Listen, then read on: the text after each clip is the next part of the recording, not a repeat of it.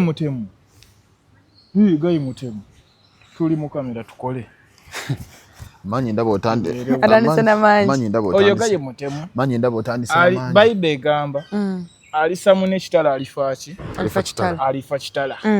Nze badde nsaba General Muhoozi Kene Lugaba CDF Presidential Advisor on Special Operations Sebo Tata tukwegayiridde jangu yingire mwene ensonga ono omusajja muteke kubajita bagita kifayo kusiba omuntu kumaaso kuteka wali ate kati gwe tubulira ate gwe tubuuza bamukuba amasasi omusajja tayetaga kufa bw'ati banyala bamukube essasi bamukube bwebati kugulu basoke bamukube wano akagala essasi waneddaaka eddala obugalo bonna basoke bakuba amasasi sikubusalasala sasi bamala omukuba obugalo bajje basoke bafune ekibooko z'amasasi zebakubanga Yesu bamukusanga kibooko lwaki olete Yesu wano ate sawa zino anti zezo kibooko zaba bamukubisa zino gundi abesesi ne bakozesa waya just kyetwetaaga temala kyetaaga bamukube yetaganga bakuba bwe bati embuka ekwatirayo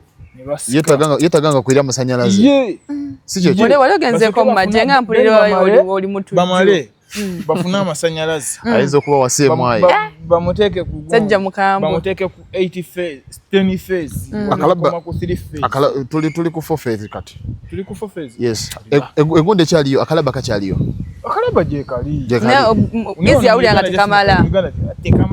tekamala so ko bategwa katane netombonya enda point omuna musalo obulagu none ekikola kya butujjo olugalo bwenti olugalo bwenti so nkufumita se olugalo bwenti n'oluwulira katowulira we lufumita luwulira luyingira luluma kale katsoke tubuze ku balayi baffe balayi baffe abalungi abakyekumidde ku Drop Media mwasuze mutya mwasiibye mutya ate ne tugamba nti a blessed night yonna gye mutukola ki gye mutulabira amannya agange nga bulijjo nze Uncle Simon nga ndi wano ne bannange nammwe mubuuze ku bantu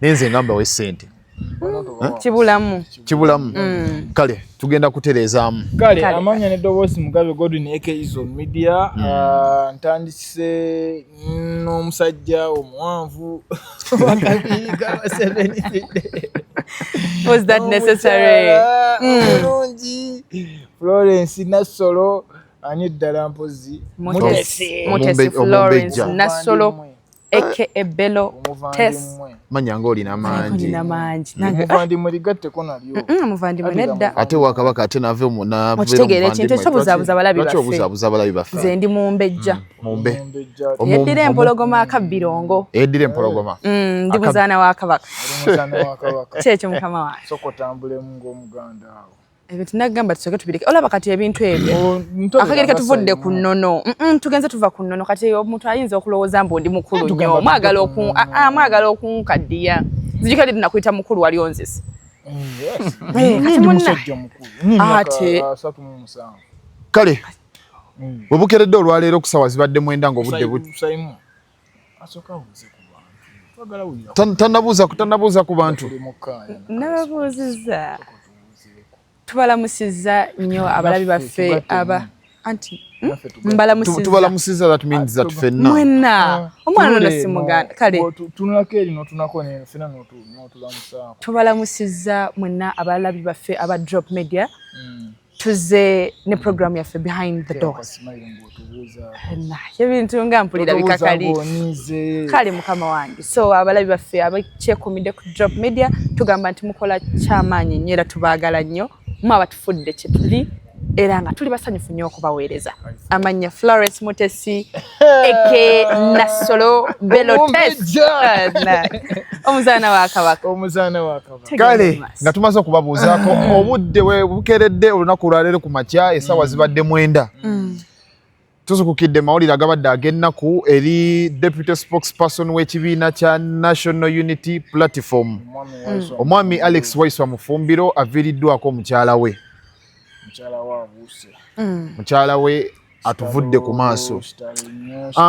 This lady omukyala ono abadde abatolinga n'ekirwadde ekya kansa era tubadde tumulaba omwami we bamusibira spokesperson w'ekibiina we bamusibira omukyala yali nga ali mu ddwaliro n'avaayo kaawo n'abeera kaawo n'abangadde engulu tugenda okumaliza bwe tuti anaasulawo taasulewo mukama n'asaasira n'asooka n'afuna ku bulamu naye bukeeredde olunaku olwaleero nga amujjuludde mu bulamu bw'ensi eno tutuusa okusaasira kwaffe eri famire y'omukyala Edith Katende Mufumbilo kyemuyitamu nyinza okugamba nti tukiwulira nokano tekiri kusaidi yaffe naye tumanyi kiki ekitegeeza mu kaseera kano okuviirwako omwana waabwe ate mukyala wa omwami Waiswa Mufumbilo ate nga mu kaseera kano Waiswa Mufumbilo ali mu komera aweremba n'emisango egyamusibwako egigambibwa nti okukuma mu bantu omuliro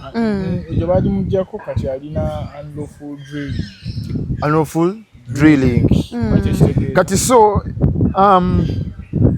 simanyi kye tuyinza kunnyonnyola kubanga abantu balina waliwo okusoomoozebwa kw'otuuka n'otuukamu n'obuuza n'ogamba nti Mukama Katonda lwaki mbeera nze buli kugamba owulira muli mutima ng'olinga olekeddwawo gwe ng'omuntu kubanga wetutunuulira saawa zino Waiswa Mufumbilo musibe omukyala abadde abatolinga ne kansa tumaliriza bwe tutyo omukyala avudde mu bulamu bw'ensi eno kati all that happening almost at the very same time nga tasobola kubeera oba kujja kuziika mukyala we naye simanyi oba bandadde bamuta basobola tasobola muta no like maybe basobola bailing out even if it's 1 day or 2 days they have anti kati nze mbadde nteesa oba mbadde nsaba nze mbadde nteesa oba mbadde nsaba senga prisons ne police basobola gamba nti no bamuleete oba nga bamusibye bamuwerekere as of now prisons ne police tebalina buvunaanyizibwa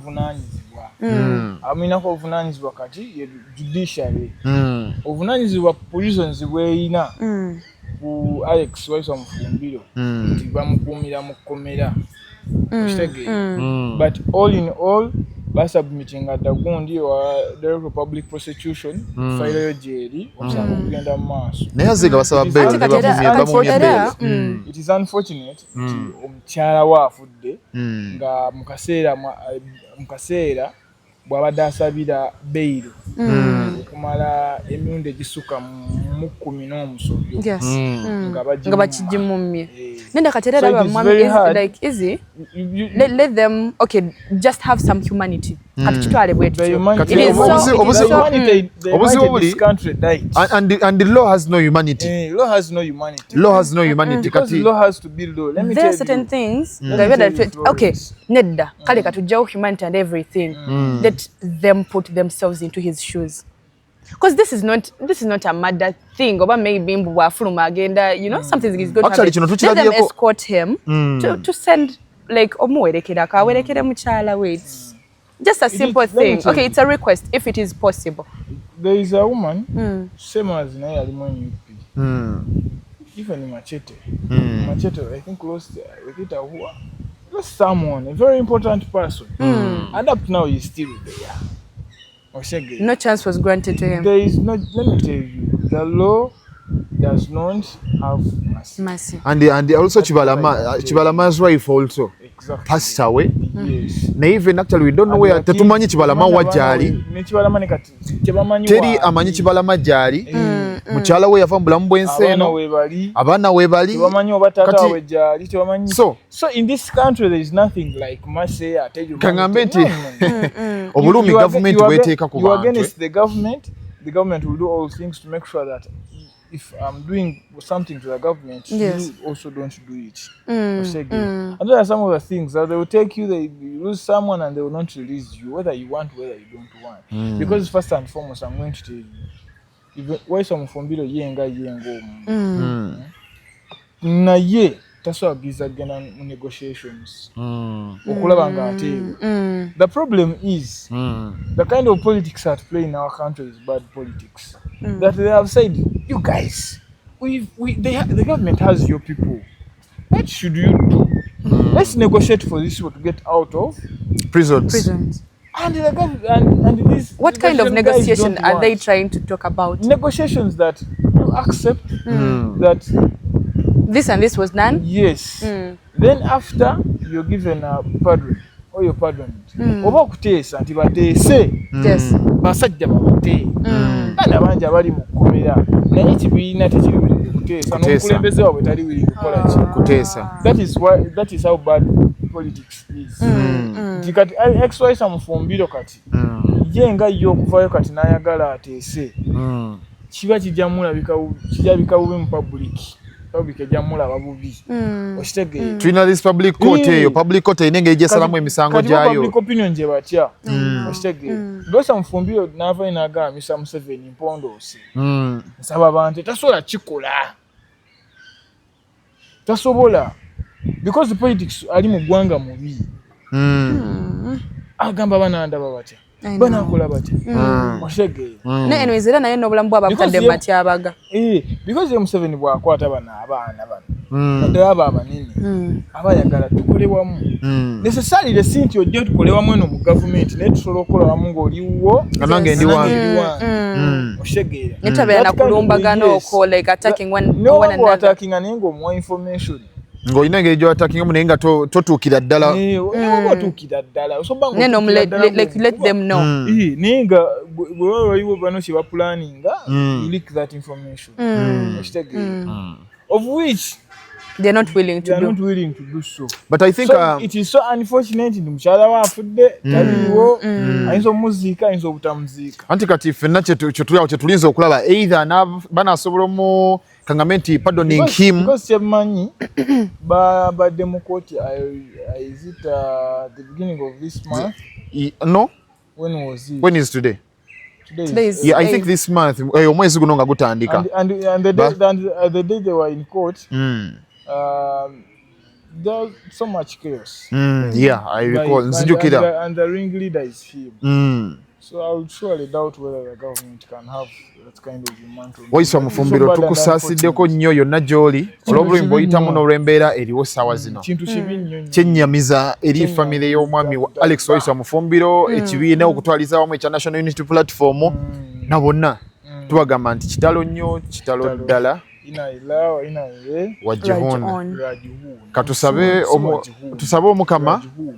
omukama abagumye emitima gyabwe n'omwoyo gw'omugenzi omukama agumuze emirembe era agulamuze ekisa amiina kale awo nga tukyaliwo oba nga tuvuddewo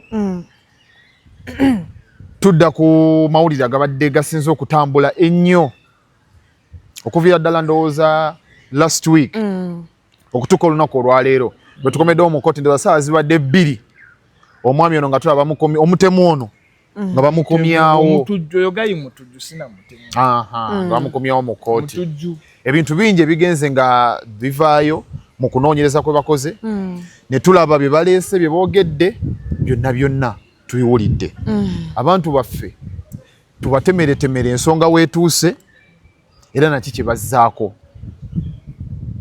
yes ekisookera ddala mwami Okello oli ye mukozi oba something like that kuba Okello let's go with that kasajja kajagujagu kali awo akasajja ako nze twatandise ngamba muhoozi bwoba otwagala nnyo ng'eggwanga bongo oyagala otufuga soka okwatako akasajja ogenda osoke bakagyemu enjala bakatemeko obugalo nze sifaayo nkimanyi njogera violence nesayimo olaba omwana oli emyaka gyaliko omwana bwati okwata otya n'omusago those are innocent souls like ono mwana tamanyi nakigenda mu maaso mu nsi toyina grudges with that kid these kids they don't know very anything. These kids are just starting to maybe to crawl and walk properly and maybe learning how to talk and speak well. Nikati omuntu atalina mutima guli gwa kizadde na kusaasira okugattako kwekyo kati va ku omu singa yajja n'atemula omu netemula omu omwana na screaming omanyi okulaja n'oko but you don't get any mercy osaza omu n'akaaba n'alekaana owokubiri owokubiri owokusatu Owokutaano ow'omukaaga kubanga babiri bali mu ddwaliro. I don't know how they do. There were 6, a total number of 6, just that 4 died on spot and 2 were badly injured. Sabana mukaaga. So, nabadde ndaba amawulire ag'olunaku olw'ejjo yabadde mu New Vision ndowooza nga tetunnatuuka mu kooti kubanga twagenza okutuuka mu kooti olunaku olw'ejjo nga waliwo investigations zikoleddwa already oba before nga bagamba nti omwami ono mu mwaka gwa 2018 that is 2018 yalinako saga yemu yeeyo 217 yalina saga yemu yeeyo yatta omwana owa muganzi we ndowooza ye muntu gw'obanga ye muntu gw'obanga oyagala nendowooza nga alina omwana yaba muganzi wo ng'agamba nti naye omwana we yamukwata n'amukola ki n'amutta bwe yamutta n'agenda n'aloopa ku poliisi bwe yaloopa ku poliisi agamba nti baamubuzaabuza tamanyi file gye yakola ki gye yalaga era producer afa ajjatterayo vidiyo nga omukyalo oyo abaddewo awo nga ayogera nga agamba nti file yagirupa ku poliisi yali 003 naye paka naguno guliko tamanyi file yabulirawa era n'omusango gwakola ki gwakomawa mu kumukwatayo tebatugamba nti amawulire go gagamba nti obambu bamukwata n'agenda mu prisons bwe yavaayo ate ne bagamba nti n'agenda ebutabika onfuna kati tubuuza ebutabika ava atya ebutabika ogenda mu America kati nekira kye kino ava atya mu prisons ogenda ebutabika because prisons webanga bahandize over omuntu omuntu olw'okukwatira ku poliisi n'ogenda mu kooti n'ogamba n'oyogera n'onga ekituufu kiri nti sitegeera bakutwala butabika because kati kankubulire omuntu omulalu bw'aba akola omusango ne baba bamusalira omusango baleeta kali teyali seeni was insane yakikola takoze ekitamanyi nti kibi yakikola tagenderedde oshegeera so ako kabeeramu ako so mere fact nti yavaayo n'agamba nti kituufu kiri nti nali mulalu oba ndi mulalu ne bamutwala ebutabika nti bamutwala ebutabika ngeri ki nti taata kakati mbadde mmanyi nti ebutabika eno wobeereyo nga niwoba oli muzzi wa misango kozi nze I've been mu malwaliro ag'enjawulo anti leka nsooke mbaleyo nze mbaddeko mu malwaliro ag'enjawulo nga ndaba abasibe be baleeta nga niwo bali ku kitanda nawayako empingo oba nga bamuleeta nga musibyeko eki empingo kati nkugamba nti ono niwo aba mulalu natuukako ebutabika era baliyo abalalu nga musibe era abaako eki empingo kozi bano abantu balina amaanyi bamusibira okuba nti asobola okukola ekintu kyonna oba okudduka obutaddamu kuzza misango bamusiba eki empingu n'abeerawo kati nze wenkubuliza wawe wano yatuuka atya okuva mu ebutabika okutuuka mu America era visa agijjawa era ayitawa already nga alina omusango guli reported kuki ku poliisi onfuna alina omusango kuki ku poliisi tumusindisa agenzewa ebutabika avudde bagamba nti agenze muki mu America baganda be gye bakola ki gye babeera oba gye bali kati visa emutwala mu America yagijjawa kisooka mpozi ko abaga ya faking amanya nakoze 17 because the moment nedda because olaba system gye tulina the moment wotekera mboti finger thumb yo bot display nga ki your information but if you're not boba tosaliddwa you can still go out. Chicho otegeeza nga tebakusalidde you can only not travel if you are a convict. Kati listen to me. But this gentleman was not convicted. So he was not tried before court. Tebamutwala mu court. That is what I don't know. Anti kati nange kyembuuza. That he went out of the country because first okufuna visa ya America. It is one of the hardest things. Exactly. It's not like any other country. Checho chenyini. You can get the UK visa, you can get the Germany visa, Canada, South Africa, zonna katugambe. But to get the American visa, to the extent that okufuna America gundi kuja America. Osooka n'osasu bw'ogenda mu America osasula omutwalo gumu kitundu ogwa $. Oshege. Refundable. If you break the visa rules, tegudizibwa. If you go and come back, you don't break the visa rules. Bagukuddiza. But this guy was not convicted. Nya fact nti Simon kugambye. Omuntu wogenda mu court. No gamba. Ekitufu nali mulalu. There can be that kind of mercy where okay, kind of sikirize the guy was not convicted, right? Yali tanasali baba anything. Kati avati ebutabika. Nange gomubuza simanyi. Ati kati ekyo tukubuuza. Kakati that is only our challenge. Okay, maybe kati he was not in the system of him being convicted. Yes, but basobola muteeka ko stop. But yavati ebutabika okutuka ku airport okuli nyogenda. No one has followed up. Visa evaawo okutuka okugikola ki? Okugi processing. You know what I heard? In this country, as long as you have money, everything is very possible. Someone affording an American ticket. First listen. Someone affording an American ticket. Those guys have money. Jamalo okutta, wamtola police, wamtola mu court. Wamtola butabika. Namalizanga ali butabika. Okuva butabika. You can send maybe bagende butabika ne bagamba nti awonye. Oba ne bagamba nti maybe let us take him to America for further treatment. That one also can be there. They could have said maybe family where they got the money. Yes, for rehab. Because his father is a retired accountant. You know how much an accountant earns? Actually. And by the time someone is retiring, you know how much money they are earning? A lot of money. So, there could have been money influence. Kakati, money influence tujina kale tujiwulidde. Naye kakati omuntu amaze okukangambe nti ati kati inji olinga agamba toli mu otamanyi mu Uganda ekyatukozesa emikutu gino kujja kangambe nti no kutegeeza abantu sokolinde bakimanyi mu ggwanga muno mulimu buli bwenguzi tetugenda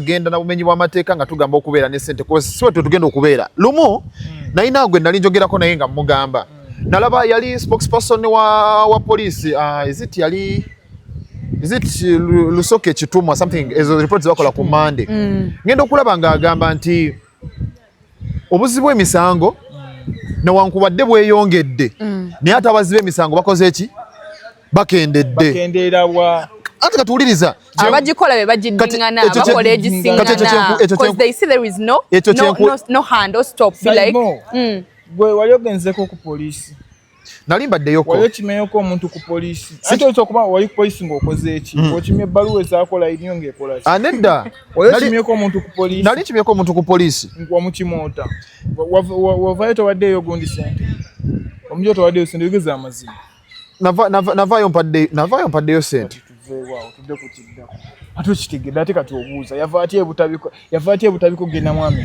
taithi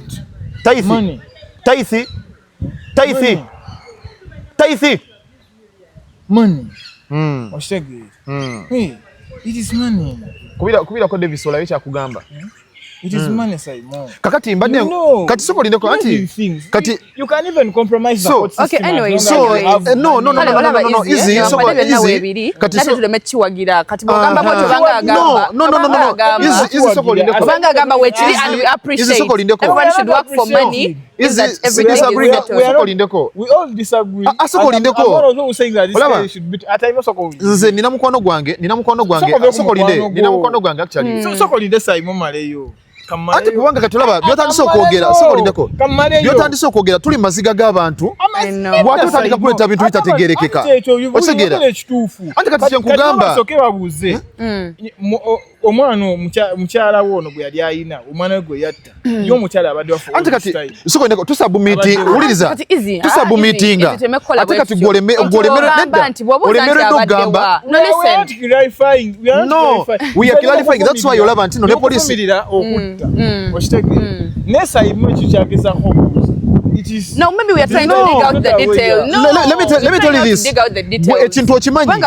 That's why even police wejja ku scene ekwata omuntu nga balabye moroke emukoze eki kati nga isese yaliwo balabye omwana babasaze yes nekwata omusajja ne muntu anti bagenda kola investigations okitegera kati so wetujja wano kyetuzo kola ki so si clarifying government no abantu they are corrupt that is not the issue easy but I'm I'm not. It's not an issue. No, like, You asked me. You asked me. How did this Uncle guy Simon move from Butabika, Uncle Simon. America? And I'm telling you, the So- only loophole is corruption. And you've submitted, right? Yes, I've submitted. Listen, you've submitted. Yes. Naye atomaliriza ngolinga kisupportinga. Actually, Kwa hiyo olemedde konti. Okay, Uncle Simon. corruption supports corruption. Again. You like corruption? No, I don't. And I asked you when you went I to police don't. to pick someone. What did you did you use do? money? And They- you told they- me you used the money. They told me to pay. They told me to pay the forms. Otegera. Exactly. They told me to pay the forms. No, Uncle Corruption, Simon. because you're not supposed Uncle to Simon, pay let's for do like that. Listen, this. listen. No, let's do like this. Listen. Kati easy. Wogambidde nti omukyala alina ebbanga abadde aliwa. What have you been trying to insinuate? What I'm Obadde saying ogezaayo, is, ogezaako ki? there was Ogamba no nti she's follow- coming back after this whole period. Kati nze kankugambe, something let me has to be defend wrong. her. No, let me defend Before her. you defend her, something has to be wrong. One, someone killed your daughter. Yes. You took them to police. You've not been following up on the case. She followed up not until the file was nowhere more. No, like, no What more. is she saying? She's saying producer afajaka tuterayo. Omukyala agamba omwami ono yatta omwana we. N'agenda Bwe ku yamala police. okumuta n'agenda ku poliisi. Yes, n'awaabira. Bwe yagenda ku poliisi n'awaaba. Omusajja no poliisi nekola ki? N'emukwata. Yes. Ontegeera. N'amaliza teyamanya musango gye gwadda agamba nti file yali ku 003. Ne bamutwala ewa gye tugamba e Butabika. Yes. Gye yava okugenda mu America gye batugamba nti gyakola ki? Gye yagenda. Kati ffe tubuuza yajja atya okuva e Butabika ogenda wa? Mu America. Onfuna clarifies and soko lindeko what opinion yo to submittinga What the opinion ebitu bye tukola na kangamento security organs nawo abiraba yensonga lwaki tulina emikutu gyaffe gino Katoli mukubabuuza. mbabuuza Kati ambadde sina kudda. onfuna tumaliriza I don't know what the opinion Kati- yo no you give out your kati opinion tumaliriza bwe tutyo kubanga bwe bakoze investigation ne bagenze ekyanja gyasula bakugamba nti yabadde akola ki yabadde alina driving permit e America alina ID ne mu nyumba ebintu yali mu laptops biki onfuna ne bagamba nti yavudde kwa baclaiminga bagamba kuba nabadde ndaba ku NTV akawungezi yesterday nga bagamba nti batuuse mu nyumba wasula nga mulimu ebintu ebyenjawulo naye nga temuli mufaliso onfuna nga bagamba nti badde bamulaba nga atambula mulimu n'oluusi lwe yavuga emmoroka naye teyakomawo nayo Emotoka yali ye yali yani. kye tutamanyi investigation ezikola ki eziri mu kukolebwa allegations ezijja tumaliriza atambudde okuva ekyanja kuba kati bali bagamba nti bamulabyeko omwezi gumu before ndoza gwe mwezi ogukoze eki oguwedde naye atajjukira ne family egamba mu mawulire aga New Vision we gafulumye yesterday egamba nti nawo beekanze okulaba ate nga batugamba nti yakomyewo wanewa e Uganda omuntu yagenda muki mu America kati tubuuza ate mu America yavaayo ate atokuddawa okudda mu Uganda yayitawa America abadde abeera n'abaani nga n'ab'enganda ze nabo tebamanyi abadde abeera n'ab'enganda ze Oli muntu mukulu. Asokera ku makya aba alina ssente n'agula tiketi n'afuluma eggwanga. Bwe batabagambye muntu mukulu mwana muto. Okay, kati byonna kati rapping nga tugamba the guy balekera kutononera budde the guy is not mentally ill. kyekyo Oyo ga yeetaaga kibooko. Senagambye bagende. No, the guy kati banga ebyakiboko soko bireke Kibooko Simon ojjawo kibooko. soko linde ebyakiboko soko bireke kubanga tumaliriza Bakwate bamukube kibooko bawaite emundu gundi oba RPG kagalo ku kagalo sasi buli kagalo sasi lyako buli kagalo sasi ku meeza bateeka ku meeza bulungi nnyo buli lugalo muho future president CDF future president wa ebigambo byemuwulira si bya mukutu guno ate future president kale gotoli tosa bela president tukiwulidde dokiriza amtaisina tusa tukiwulidde CDF mozi tuyambe MK jeno MK katusabire like kakati ekyo nga open fire bamuteke open fire Florence ekyo nga kiwedde tumaliriza omwami ono atambudde avudde ekyanja gyasula atambudde ayise mu masomero gonna agali awo ayise ebbunga agudde wa eggaba ayingidde mu ssomero amaze okuyingira mu ssomero atuuse n'okugenda mu ofiisi amanyi kati eno ofiisi agiyingiddemu amalirizo giyingiramu bamugambye nti sente za admission gye mitwalo 18 aclaiming agamba nti baganda be abali ebweru balina omwana gwe bagala okukola ki to be admitted kuki ku ssomero n'afuna n'amagezi agagamba nti kankozese transaction sente zive ku ssimu zidde ku simu endala ng'otugamba nti omuntu mulalu. Anyways, kati olaba Uncle Saimo, maybe chenyizo supporting. The reason as to why maybe the allegation, the investigation, ebadde inokolebwa. Chebabadde bayinza okutugambe ky'amaanyi ky'amagezi to know who is behind this guy. Only that. Kati kumanya nti maybe ono guy ayinza kubanga yalabise nenga waliwo abantu abenjawulo. Someone behind, because the story I had is this guy yasoma akatabo wali omusajja yali mu Zimbabwe eyasala abaana 10 okufuuka omugagga. So it is said that naye yali abala bugagga yali akusala abaana 10 naye abadde yakasala. Those are katuganye ebyo byonna they are hearsay. They are real stories. They are real stories. Yes. Kakati Madam Forrest ayina kyayogeddeko n'agamba kansooke mbuuze essomero lino bani ebali mabega okulifandinga ekyo tusooke tukibuuze. Bafaza. Community school, yes. It's a community school. But ensaba gye ndalabye gye basaba mu nsaba ya kirokole si ya kikatoliki. For that I don't know. Anti kati twetaaga bino bye bintu bye twetaagira ddala okugenda wali okutusooka tu confirm. Because Madam Forrest ayogedde ensonga entuufu yennyini. Abuuza gamba nti it is well. Yes. It's just a kind of respect. Exactly. No. Kale Florence. Kale nedda kati olaba tuli mu training for the future like oyinza okusanga ng'oyita abantu abakemanyiza. Florence ayogedde n'agamba nti ani ali mabega wa kino kye twagala okusooka okumanya bani abafandinga essomero lino. Baba manyi. Onfuna because omuntu obanga yava mu America najja n'ayita ku masomero gonna avudde kyanja gy'avudde n'ayita yonna wuliriza soko linde najja n'ayingira mu ssomero atuuse mu ssomero asasudde sente. This also goes back to the school. Simon, you cannot blame the school. No, he's not blaming. No, I'm not blaming the school. It is a kindergarten school. Because not the kindergarten section. Yes. You have to understand that. But this section, first listen. A kindergarten section. By default, there is no school that expects that these kids can be violent on any day. Because the reason as to why sometimes security is on is to control the violence. And maybe they can just have an askari. Most primary schools don't have real security guards. They have askaris. An askari who is not even trained. Kalekangament gatekeeper. Yes. That can open the gate, can do this and this. In and what out. I don't know and what I've not heard is whether there was a gatekeeper. Because if the gatekeeper was there, and by the way, like maybe the other thing, do they have CCTV cameras? No, at the school. If CCTV cameras are there now, they already have the person, so that there is no need for CCTV cameras. What I'm saying, no, okay, the story is this guy from Changa. It is said that this guy did not go to only one school. He tried out all schools. It's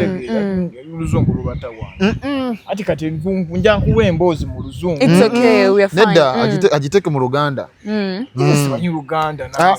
Tugenda kugoba ku seti yaffe.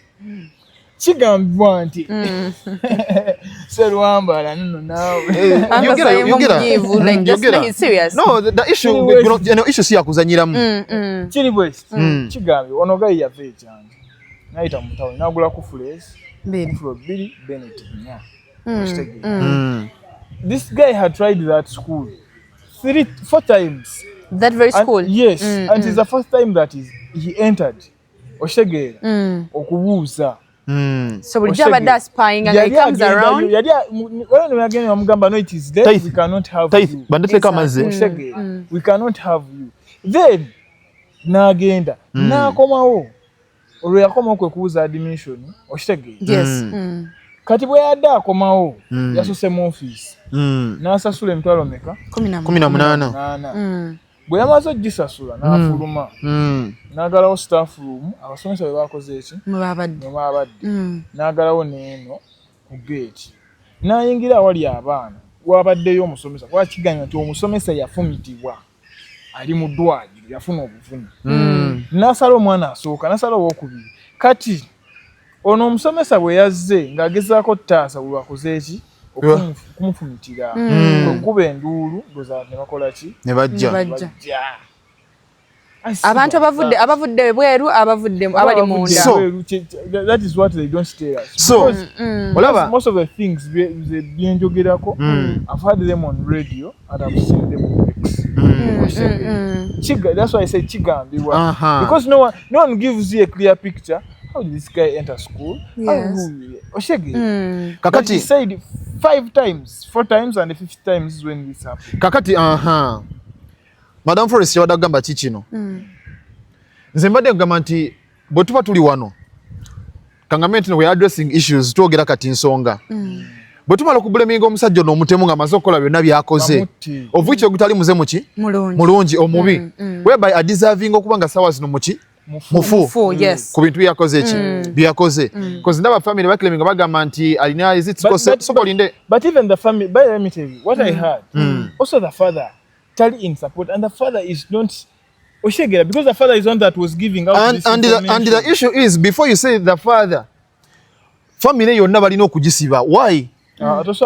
Linda nkugambe omanyi lwaki soko leka njogere ensonga yange olwokuba gwe maama wange nkoze omusango katulire ensonga jawa leka mpe ndowooza yange eri abantu baffe omanyi lwaki ngamba nti basibe family oba gambe taata we uliriza bakimanya nti omwana we yasooka n'atemula omuntu yakola ki eyasooka oba mutwalire butabika mu 2017 onfuna ne bamukola ki ne bamusalawo bo bamutwale wa ebweru oyo omuntu alina keeping wa under custody onfuna batereka omuzi waki w'emisango nga bakimanyi nti omwana waabwe yakola ki yatta kati agamba tebagalabika gakola mu America babakwate batereka bati omuzi w'emisango family police bakipinzo kati senga akera kumacha na tatata we family police ngatona kwata family soko nonye bamusibira ku police yawo ani yakola authorization emutwale butabika we balino soko kati obwedde kati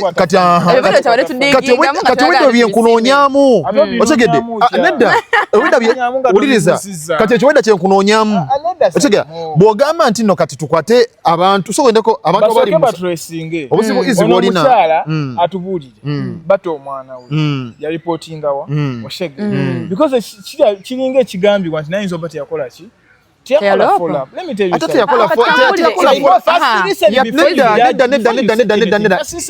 easy let me tell you this. Izo obuzibu bwolina gwoyagala ekikyo kiba kibe kituufu. Sokolindeko atademu omuzannyo mungi ensonga anti kati ensonga ekituufu kyenyini okimanyi. I don't know what you want to justify. But what I want to justify is what you've what I want to justify is what you've said. But now you're saying they should arrest the family. That is it. Family kept this guy. Mazima genini. Point je nabagambide easy. Ojukira we nagambide. Let me defend the lady. Panga mpule kati kuno ngo akubiri ngo chikomya she might have not followed up. She might have not followed up. Our Uganda today, I'm really sorry to mention this, but ngo we say you're bringing things out which I want to hear. Uganda is very corrupt. Omukazi ayinza okubanga financially she's not stable. Nagezako na following emitwe bimusinza. And akugambye omukazi ono yajja atotege uliriza. Omukazi ono yajja atottegera nti file 003 ngate yalopa yabula. Nenda uliriza anti when you go back uliriza. First go make enough research. How did this guy go to police? Did he go to court? Was he remanded at any time? How did he go to Butabika? I've given Uliza Bionambi kuwade. You don't have a clear story. Bionambi kuwade clear story. No, you don't have a clear story. Now ogendera kuchewa ulide. Nenjagala ononyereze. Kati nkugamba. Ati yawulide naye omukyala yabyoyogera. Uliriza. Because omukyala toyogeddeko naye she can speak out what she wants to. Uliriza ensonga zino. Njagala to go on. Task yourself. Find out. Bamulopa ku police yagenda ebutabika bamuletako mukoto bate bamuleta ensonga zino bamuletako mukoto bate leka nkugambe wanotoze uliriza bamuleta mu kooti uliriza saimo bamuleta mu kooti file ya fulumira file fulumeta file fulumeta uliriza police toina information police teta muntu kugenda butabika no omuntu agenda mu kooti nera kikulemye okunziramu nti like agenda mu kooti okyatuka mu kooti naga pressure yade mu court ne bamugamba we just want you to say one thing I'm not mentally okay. And we take it to Butabi, and that is all. Kakati They will forget all the cases because it is not you. Omuntu, for me as a person, anything that you do is not real counted because you're not doing it in your normal senses. Let me give out my last opinion. Madam Florence, is it chenjagala omugamba kile kintu kimu? Botayina clear story. Clear story. Ko yali sato omune clear story. Soko lindo kulekana. Nine ensonga ki ndi kugamba. Story yensonga laki nduddewo nga sigikola sagikolera immediately. Nayagala nsoke making a research, then I come here. Give what uliriza then I research abulamu. Easy. Kale genda pass. Nine ensonga laki story na rawo gikola, then ndio kenzije nga maso kufuna information akola ki? You give them the details. Mbadde njagala kubuuza nti omuntu agenda atya mu kooti kozi omuntu ava buvyo nagenda mu kooti ayitabwa okigedde kyenjagala omanye nkimanyi nkikwera kikunyodde nkugamba soko lindeko omuntu polisi bwe kukwata izi oliko izi soko lindeko gundo jono izi ali mu kuwa by'abantu soko lindeko let me tell you when police arrest before you go within a period of 48 hours you have a case and there's a reference and your case is prepared and it's taken to the DPPO, Director of Public Prosecution. From there, you're called for the first hearing. No jam court, police ne submitting a court. But man ku submitting a court wait. Police with them. So katifai lebera wa. File ebera mu DPPO's office. Eva kale evawa. Eva ku police. Katindako ekiwenda kyenjagala. Ekyo kachimala okumala nti ekiwenda kyenkwagalamu cause omuntu n'atuuka ofunira file tegeza yavaawa katugobyoga nti teya following ati yakola kyebyo simanyi gy'obijja well ekyo nga kiwedde tubadde tukyali ku nsonga nkugamba bw'otugambye bwe yajja n'ayingira mu office family claiming egamba nti omuntu n'alina sickle cells era sickle cells ezimuletera okubeera mentally heal mentally non stable okitegedde foya bai kyetuwakanya si kituufu. Does sickle cell make someone mentally ill? No. Onfuna bakyogedde oba okyogera kugambye nze after making research because omuntu wa sickle cell ekintu kyafuna is attack. Kati nze okusinza ku research gwe nakoze sickle cell ereetera omuntu okulaluka kadene mbadde nga mbali nga tumaze okumenya ebintu by'omusajja ono yenna nga bimaze tuddayo ku masomero kozi wangamba nti omuntu ng'oyo yayingira mu ssomero emirundi ogambye meka natayingira as a client he entered as a client yes he entered as a client even n'olunaku lwennyini lwe yatta omuntu yayingiranga ki nga client tuddayo tubuuza essomero litereka obulamu bw'abaana baffe okubanga they are not well equipped like that onfuna kino sokolina conference kino nga kimaze okubaawo kati wano tubeere direct ku nsonga because senga tuleka ebintu ebifaanagana bwe biti era kijja kuhappeninga somewhere nze bwenva eri nenzija nenyingira buyingizi mu ssomero nga nina actually kangamye nti n'ebintu ebiri harmed like that nenyingira mu ssomero nga I cannot access security okunkebera naye nga balina obulamu bw'abaana baffe kubagana amasomero tugesigisa abaana abaana abato ddala listen to me omanyi lwaki yes how many times do they check you? Kati katono kyali mugezaako gamba I don't know why maybe you're having the negativity about everything obadde nga sinnayogera ali mu kwagala okunenya essomero asiige ekifaananyi it is not right but let me ask you it happened how many times do parents or do students enter schools and they are checked at the gate? You yourself, you enter there, you are that is an error. Listen to me. Do you want them to start checking? In that, because we have lost people's lives.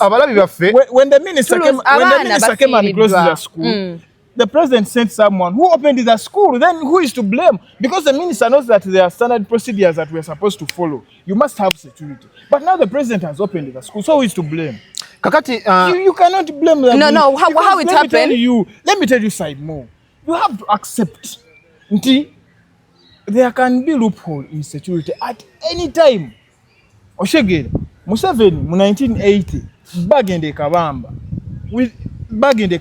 27 people. They went to Kabamba and took over the never buy ebintu ebyokulwanja. Kati hizi soko lindeko. Those are loopholes. Kati nedda wulira. No, it's not okay. Abalayi baffe. No, that's what I'm saying. A loophole in security. What I want to tell you. This is a kindergarten school.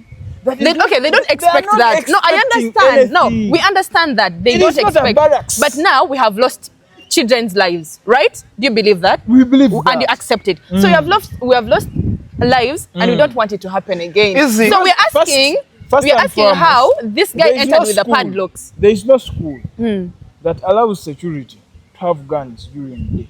Most of those schools, because it is not right. So, all these schools, they don't have the equipment to check. Like, let me say, these equipment let me tell you, Izzy. These schools don't have computerized systems.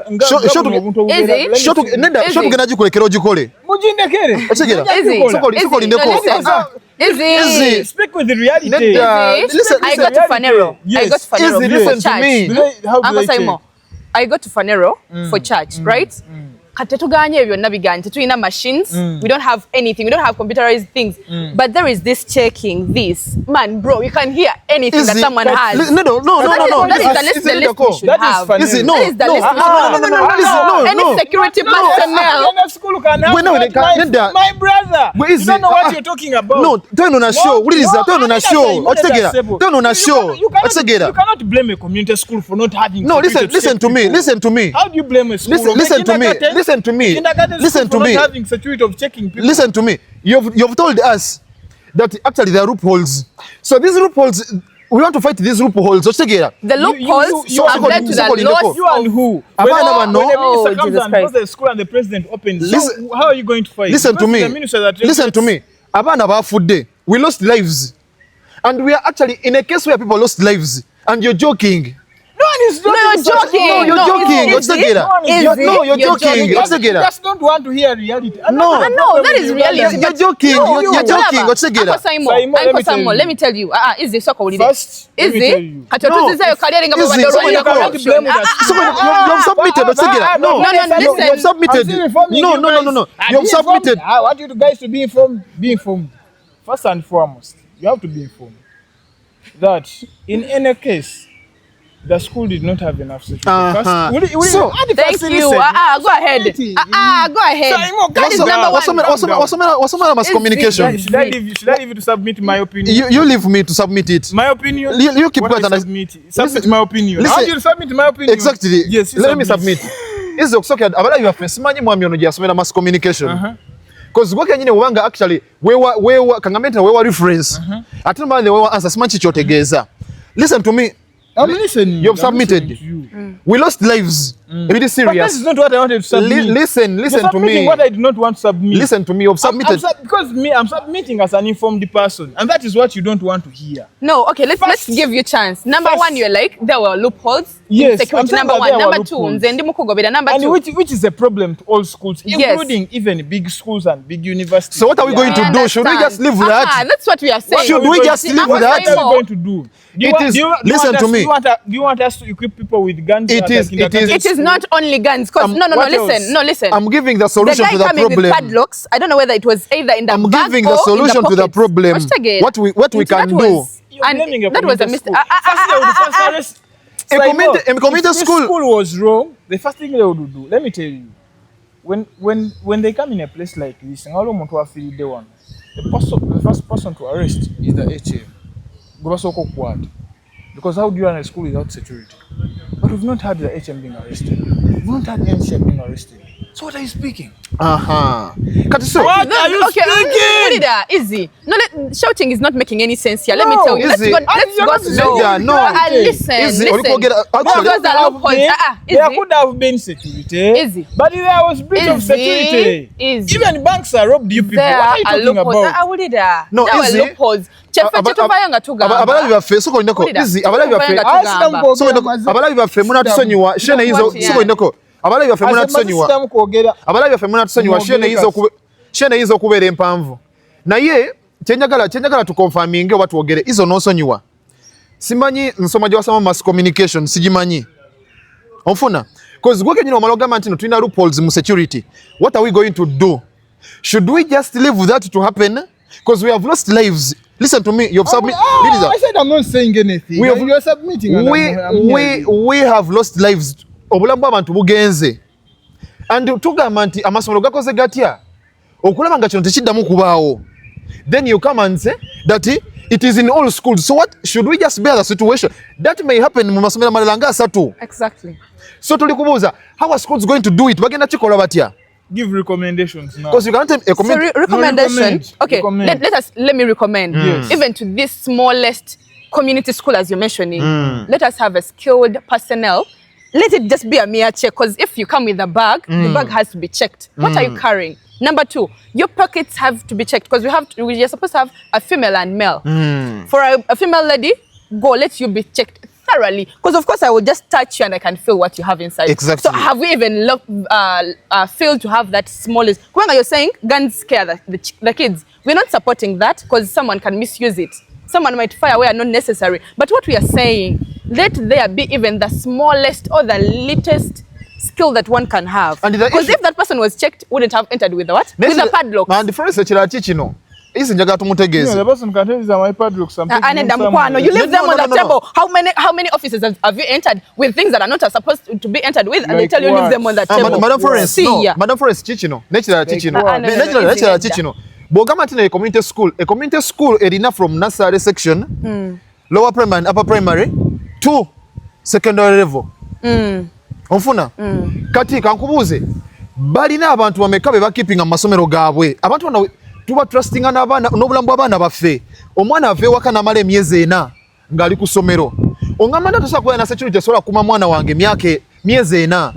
Ngongamba nti we have loopholes. So what should we do? You are interested with our kids. I said you recommend, but you've not yet recommended. I'm recommending. No, you've not recommended. You're only asking. No, how do we trust you with our kids? He's first clarifying the point. What's it get? Because Simon has not made enough research. That's what I can say. Because first, he doesn't know that in that school, that 90% of all students who are there, they are all on bursary. He's not aware of that. So since they are on bursary, should we risk their lives? You're contradicting yourself. No. Since they are on bursary,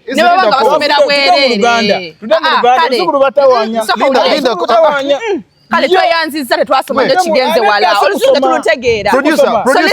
Producer show jijieko